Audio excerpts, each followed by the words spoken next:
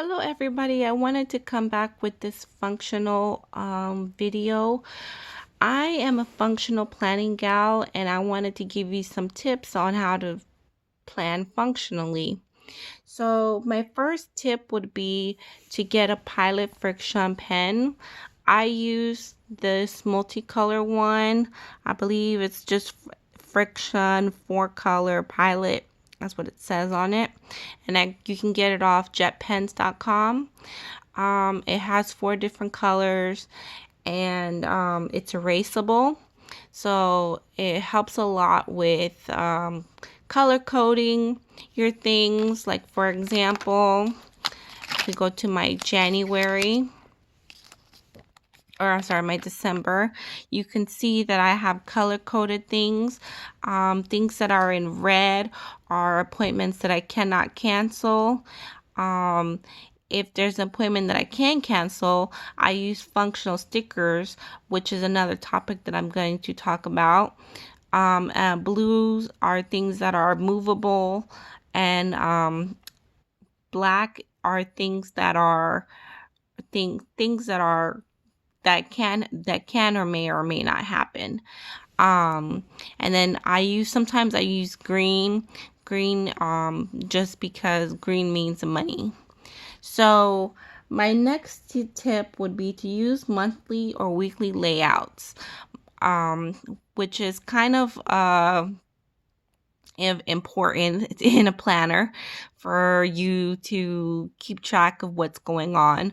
But it's also essential for you to get, I believe, insert with the previous month and the next month ahead so that you can plan ahead and see what happened in the past. And then you have your current overview. Because if something didn't work for you last month, then you can work on it this month and pre-plan it for the next month. My next tip would be to use functional stickers. Now, I'm not saying that you can't, like for instance, if you love Once More with Love stickers, you can't go out and buy those. Just try to find the ones that are functional, and most of those stickers are functional and cute. Like for example, I have this birthday cake here where I got this from Honey. I get most of my functional stickers from Honey Inked on Etsy, and I have my work stickers symbolizing when I work. I also use strips of headers to block off times when I'm off. I'm actually off this day too, but I have an appointment that's going to take up most of the day. So I use headers as well because they're the width of inside in the personal size. They're the width of two boxes. My next tip would be to use use dividers. Of course, we all use dividers in our planners, but I think also using vellum, bookmarks, acetate, and I forgot what this is called, page markers, will help you to subdivide your sections. So for example, I know where this big bow is at is where my weight loss tracker is, and I can show you what my weight loss tracker looks like.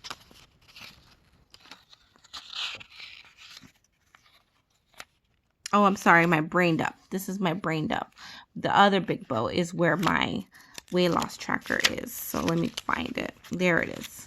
This little heart thing is where my weight loss tracker is. So let me show you what my weight loss tracker is. And that comes to the next tip.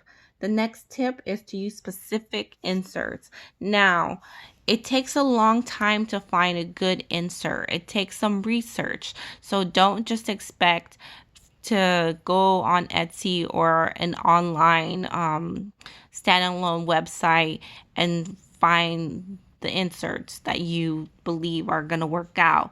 If possible, ask the owner if they could send you one page so that you can see, or just research. I did a lot of research when I did my inserts.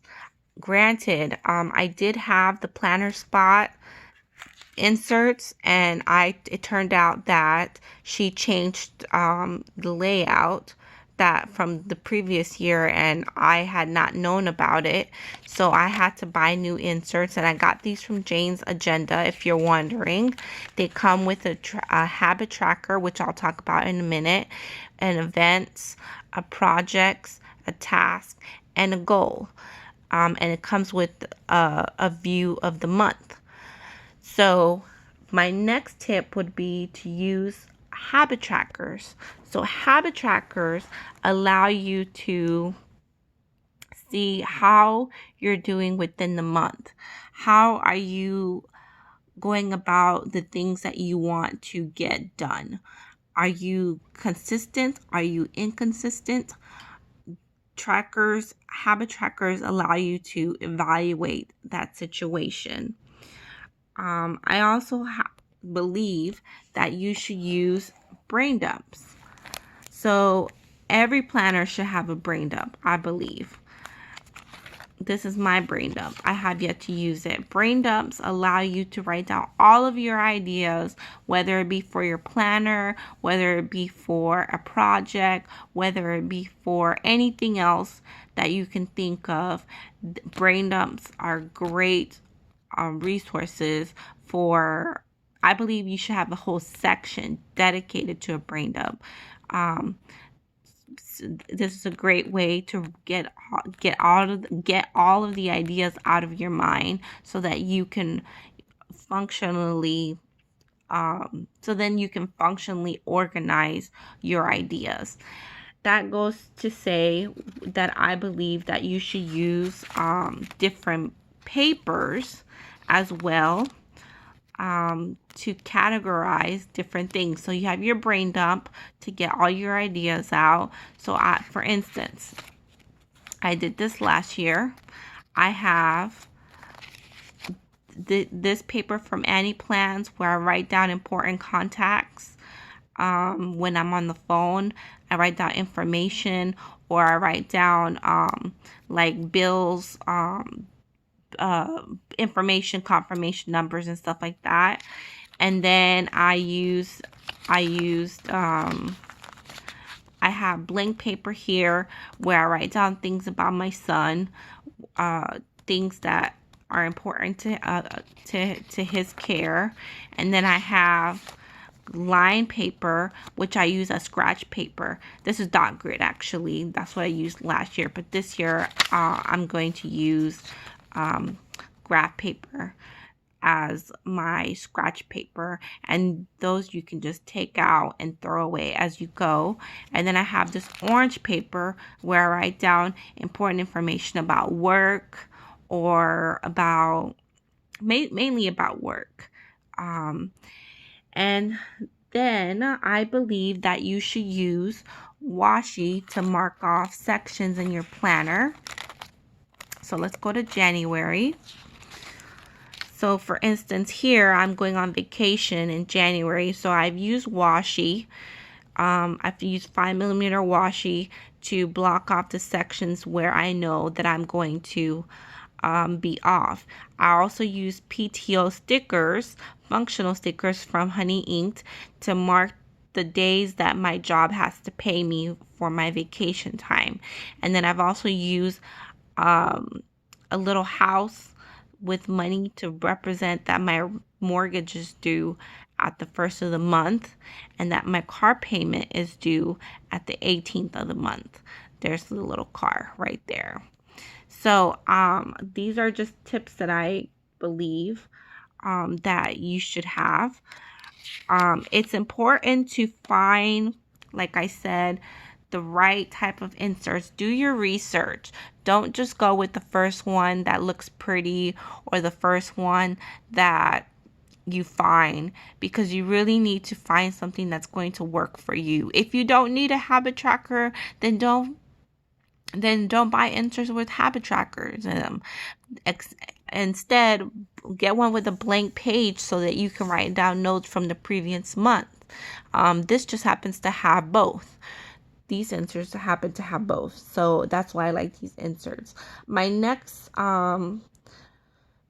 tip would be to print out your pay periods. Now you can go to your local HR office and you can ask them to have a calendar of the pay periods, as I did, or you can ask your manager as well. Sometimes they have access to it. And this is my 4-week rotation. So I work at a job where I have to schedule myself. So I have to know when the schedule opens and when the schedule closes. And then in the back, I have the pay periods. When the pay period ends, when the pay period stops, what holidays count as holiday pays, and what holidays don't count as holiday pays. That way, you can write it in your planner.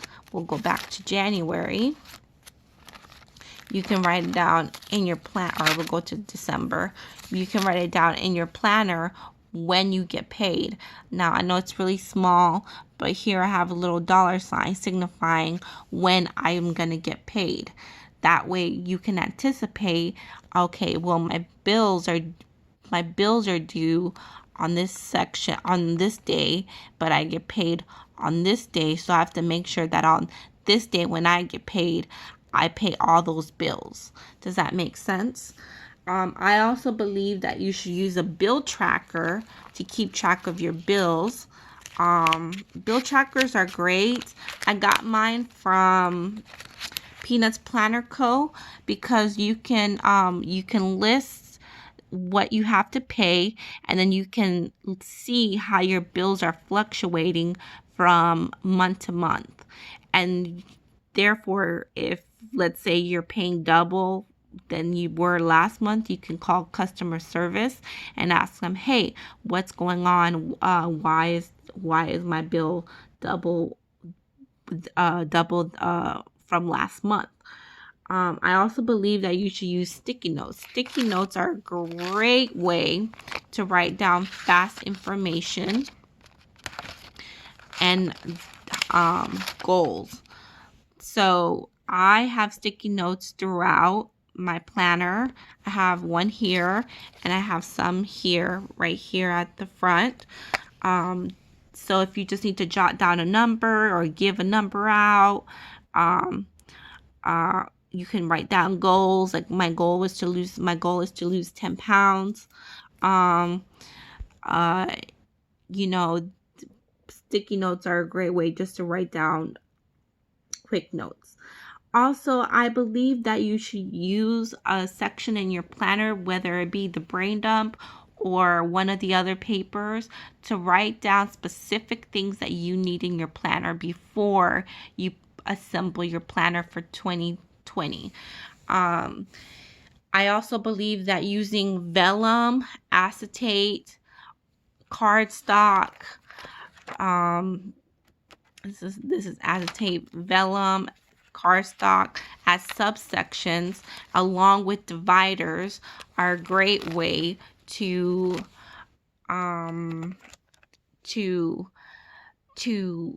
organize your planner, because it gives you a little hint of because it can be overwhelming. Like my planner is stuffed. Okay. So it can be overwhelming to find something in your planner. But if you have those little guidelines, like I know here's the brain dump. I know here's the bill tracker. And I know that here is my monthly. This is my bookmark from Kate Spade, my monthlies. You can find things faster. I also believe in using transparent dot colors. Like for instance, in January, my license is going to expire, so I made a dot on January 31st to indicate that, hey, there's something important going on, and I also wrote it in red. So, and I also put it in my December events. my license is going to expire. So that means that I need to uh, fill out the application to to um, to renew my license. And my last tip would be just to sit down and write down what you think you need in your planner. Make a list. Make a list of things that you want to put in your planner, and then you can go ahead and add all of the decorations and all of the decor. As you see, I have a little mermaid there as for decor. She's strictly for decor because I like her. So yes, I just wanted to make this video about functional planning because I am a functional planning gal. Thank you for watching my video. Please like and subscribe. And I'm sorry if you weren't able to, if the focus of the camera isn't that great. I'm working on buying a new camera. So thank you for watching my video. Have a great one. Bye bye.